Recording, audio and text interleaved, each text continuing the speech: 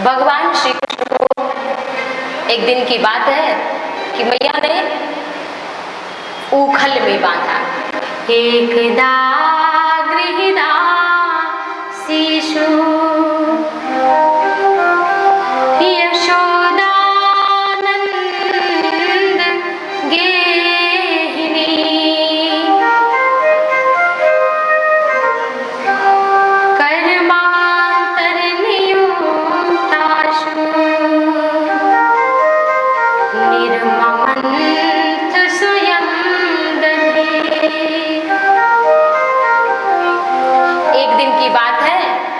मैया यशोदा कितने सारे सेवादार हैं नंद बाबा के यहाँ, लेकिन कुछ लोगों का स्वभाव होता है कि भगवान की सेवा भी सेवादारों से कराते हैं, स्वयं नहीं करते हैं। लेकिन मैया यशोदा घर का काम तो अपने सेविकाओं से करा लेती हैं और घर में चौका करा लेती हैं, लेकिन जब कृष्ण की बात आती है तो मैया उनके लिए खुद अपने हाथों से दही बिलोती हैं, माखन निकालती हैं और पवित्र होकर के। देखो, भोजन का शरीर पर बड़ा प्रभाव है। अगर भोजन बनाने वाला पवित्र नहीं होगा तो आपका मन शुद्ध होगा। इसलिए हमारे यहाँ भोजन बनाना तथा भोजन करना दोनों स्नान के बाद कहा गया है। भोजन कराने वाला पवित्र होना चाहिए, भोजन बनाने वाला पवित्र होना चाहिए तथा भोजन परोसने वाला भी पवित्र ही होना चाहिए। मन से तन से। बीमार व्यक्ति को शास्त्रों में लिखा है भोजन नहीं बनाना चाहिए। किसी को क्रोध आया हो, नाराजगी हो, गुस्से में बर्तन पटक पटक करके खाना बनाए, भोजन बनाए, प्रसादी बनाए, तो उस प्रसादी को खाकर आपका पेट तो भर जाएगा लेकिन 10 बीमारियां और आ जाएंगी। अगर क्रोधी व्यक्ति भोजन बनाएगा तो बोलकर, हमारे यहाँ कहते हैं बोलना नहीं चाहिए भोजन बनाते हुए। क्यों? क्योंकि हमारे मुख से कोई थूक निकल सकता है, बिंदु निकल सकती है, छींटे निकल सकती हैं, तो वो आटे में पड़ जाएगी, वो चावल में पड़ जाएगा। इसलिए हमारे यहाँ की परंपरा, और पवित्र रहकर क्यों, अपवित्रता से ही अगर हम मैले कुचैले रहेंगे तो बीमारी होगी। मन का भी बड़ा प्रभाव, इसलिए तन मन दोनों पवित्र हो। और आज माता यशोदा ने रेशमी सुंदर लहंगा पहना है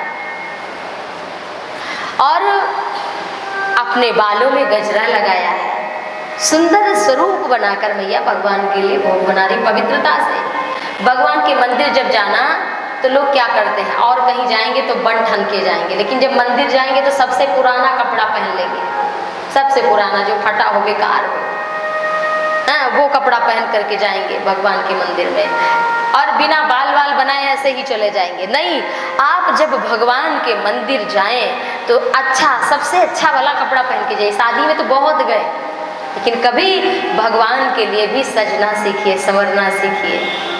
तो वो क्या है, आपका वस्त्र धारण करना भी भक्ति बन जाएगा, आपका सजना संवरना भी, वो काजल लगाना वो भी भक्ति बन जाएगा।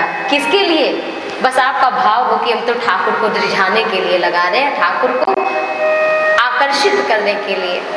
मंदिर जाएं तो अपने बाल को ठीक करके जाएं, ऐसा नहीं कि कुछ पहन लिया, कैसे भी चले गए। पवित्र होकर, शुद्ध होकर, सुंदर बन करके भगवान के दरबार में भी कभी जाना चाहिए। आज मैया यशोदा यही कर रही है, और हाथों से तो दही बिलो रही हैं, मन में भगवान का सुमिरन कर रही हैं, और क्या कर रही हैं, मुख से मन में चिंतन कर रही है। भगवान के गीत भी काम करते हुए गा रही हैं। यानी यानी गीतानि तद्बाल चरितानि च दधि निर्मंथने काले स्मरन्ति तानि गायत। मैया गीत भी गा रही हैं, और जब दधि मंथन कर रही हैं तो छोटे से कान्हा आ गए। अब खेल कूद के मैया से बोले हमें दूध पिलाओ। मैया बोले कि अभी तो हम काम कर रहे हैं तो दूध बाद में पी लेना। लेकिन मैया की साड़ी, लहंगा पकड़कर कन्हैया जिद करने लगे, रोने लगे। उस दृश्य का आप ध्यान करके करिए कि यशोदा दधि मंथन कर रही हैं, लहंगा को पकड़ करके छोटे से कन्हैया चरणों में जिद कर रहे हैं, हमें दूध पीना है, हमें दूध पीना, हमें अभी पिलाओ, हमें अभी पीना है। ऐसे मैया से बोल रहे हैं। मैया ने सोचा कि छोटा सो कन्हैया है, रो रहा है बेचारा, चलो दूध पिला देती हूँ। कन्हैया को गोदी में लिया मैया ने और दूध पिलाने लगी। और सामने मैया ने रखा है अंगीठी पर दूध उबलने के लिए, वो पद्मगंधा नाम की गाय है, उसी का दूध कन्हैया को पिलाती हैं। एक 10,000 गायों का दूध 1,000 गाय को पिलाया जाता है, 1,000 गायों का दूध 100 गायों को पिलाया जाता है, 100 गायों का दूध 10 गायों को पिलाया जाता है, 10 गायों का वो दूध फिर एक गाय को पिलाया जाता है, उसका नाम है पद्मगंधा गाय। और उसी गाय का दूध कन्हैया को अपने लाला से इतना प्यार करती है। आजकल की माएँ तो अपने बालक को दूध भी नहीं पिलाती, तो कहाँ से माँ बनेगी? उनको कहाँ से दूध का कर्ज बालक उतारेगा, आप बताइए। आज की माँ कहाँ दूध पान करा रही है? तो सेविकाएं हैं घर में, उन्हीं से काम करा रही है। फिर वो आपको माँ थोड़ी, अपनी माँ को वो आंटी बोलने लगता है बालक बालिका, और जो घर की धाय होती हैं उनको माँ बोलता है, उससे प्यार हो जाता है, उसी के साथ रहना पसंद करता है। तो कहाँ से संस्कार मिलेगा? और मैया यशोदा तो स्वयं सब काम करती हैं। मैया दूध पिला रही हैं और देखा कि दूध उबलने वाला है, दूसरे आंगन में सामने पर ही बैठी थी।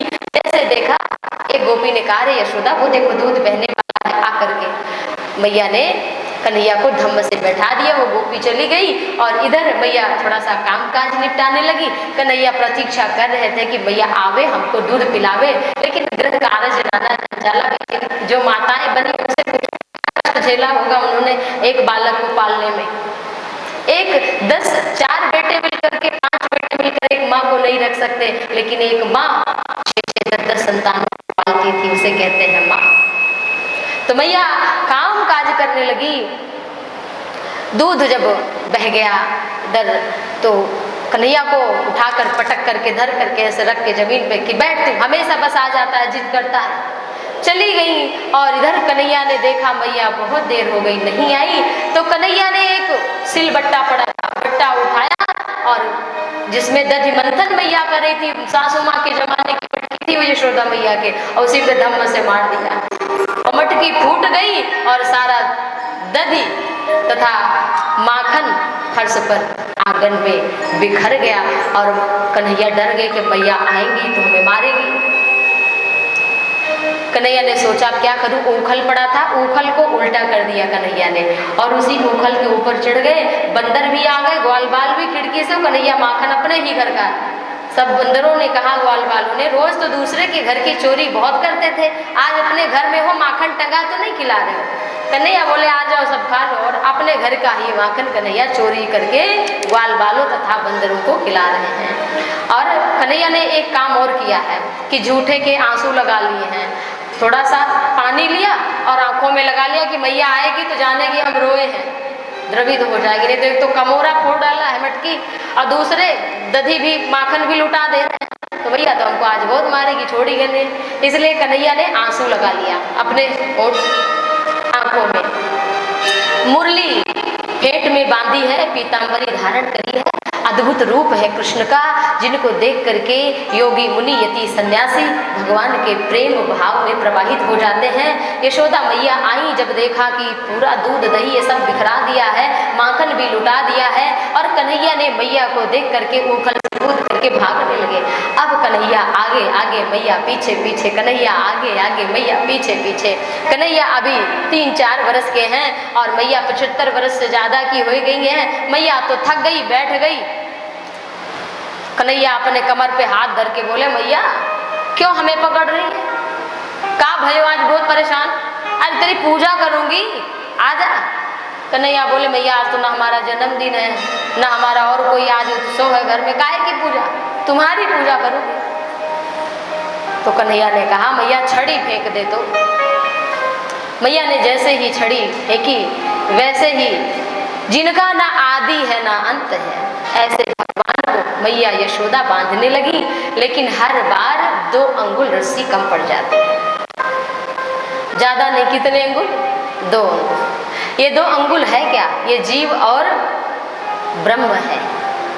ये एक भगवान की ऐश्वर्य शक्ति है और एक माधुर्य शक्ति, इसलिए 2 अंगुल रस्सी कम पड़ गई। और कुबेर के पुत्र हैं यमला अर्जुन, उनका उद्धार करना। वृक्ष रूप में बाहर खड़े हैं और भगवान की प्रतीक्षा कर रहे हैं। उन दो वृक्षों को जो वृक्ष रूप में बाहर हैं, यमला अर्जुन, उनको नारद जी ने श्राप दे दिया था कि तुम वृक्ष बन जाओ। संतों का अपमान किया था, नारद जी का अपमान किया था। तो कहा कि हमारी मुक्ति कब होगी? कहा जब द्वापर युग में भगवान परब्रह्म परमात्मा गोपाल ग्वाल बाल बन करके आएंगे श्री कृष्ण, और उनके स्पर्श मात्र से तुम्हारा उद्धार हो जाएगा। और मैया कृपा करके भगवान को बांध तो नहीं पाई, लेकिन कृपा करके भगवान स्वयं ही बंधन स्वीकार कर लेते हैं। भगवान को कौन बांध सकता है? भगवान जब स्वयं बंधन में बंध गए तो मैया इधर काम काज निपटाने लगी और कन्हैया उखल खिसकाते खिसकाते बाहर ड्योढ़ी के लेकर के जा रहे हैं। आप अपने मन में उस भाव का चिंतन करा करिए कि अरे गोपाल ऐसे जा रहे, हमारे कन्हैया ऐसे जा रहे। तो कन्हैया खिसकाते खिसकाते ड्योढ़ी के बाहर उखल को जो लेकर के गए, और यमला अर्जुन जो भगवान की प्रतीक्षा में खड़े हैं वृक्ष बनकर, नारद जी के द्वारा श्राप है इसलिए वृक्ष बने हैं, उनके मध्य में जब बीच में उखल को फंसाया और जरा सा आगे बढ़ाया, एक एक पत्ते कांप गए और वो दोनों वृक्ष भयंकर आवाज करके गोकुल में गिर पड़े। और जब ऐसी भयानक गर्जना हुई, उसके पश्चात उनमें से दो सुंदर सूर्य के सदृश चमकने वाले पुरुष निकले। और भगवान बंधे हैं और वो मुक्त है, तो जीव ही बंधन में होता है। भगवान की तो लीला, भगवान तो बंधन में है लेकिन जीव को बंधन से मुक्त कर रहे हैं। उन्होंने भगवान के चरणों में वंदना की और कहा, वाणी गुणानुकथने श्रवणो कथायां हस्तौ च कर्मसु मनस्तव पादयोर्नः स्मृत्या शिरस्तव निवास जगत प्रणामे दृष्टिः सतां दर्शनेऽस्तु भवत्तनूनाम्। वो जो कुबेर के पुत्र वृक्ष योनि से मुक्ति पा लिए हैं, वो भगवान से कहते हैं कि हे प्रभु, इस वाणी से आपके गुणों का गान करो। वाणी गुणानुकथने, हे प्रभु, इस वाणी से बाण तो बहुत बनाकर सबके हृदय को भेदा है, कितना दिल दुखाया है, कितना मन दुखाया, कितने कठोर शब्द किसको बोले हैं, लेकिन इस वाणी का सदुपयोग तो तभी है जब एक बार कोई भगवान का नाम लेता है तब। और कहा कि ये हमारे श्रवणो कथा, इन कानों से हे भगवान आपकी कथा सुने, और हस्तौ च कर्मसु, और हाथ से संत भगवंत दीन दुखी की सेवा करें, तथा मन से आपके चरण कमल का ध्यान करें, और ये सिर संत तथा भगवंत के चरण कमल में झुका रहे। जो कड़वी लौकी है, खाने की भी योग्य ये सिर नहीं है, ये तो केवल श्मशान में फोड़ दिया जाएगा और जल जाएगा। तो झुकता वही है, झुकता वही है जिसमें जान होती है, अकड़ तो मुर्दे की पहचान होती है। इसलिए जिसने झुकना सीख लिया वास्तविक में वही भगवान का भक्त है। तो ये सुंदर, और सब में भगवान को देखें। ऐसा कहकर जब चले गए तो भगवान श्री कृष्ण के पास में यशोदा मैया, नंद बाबा सभी दौड़कर आए, गोपियां आई, और बाबा नंद तो मैया यशोदा पे नाराज हो गए। अरे यशोदा, तू ये क्या करती है? अरे जरा सा माखन के लिए तूने लाला को आज उखल में बांध दिया। अरे आज हमारे लाला के ऊपर वृक्ष गिर गया होता तो क्या हो गया?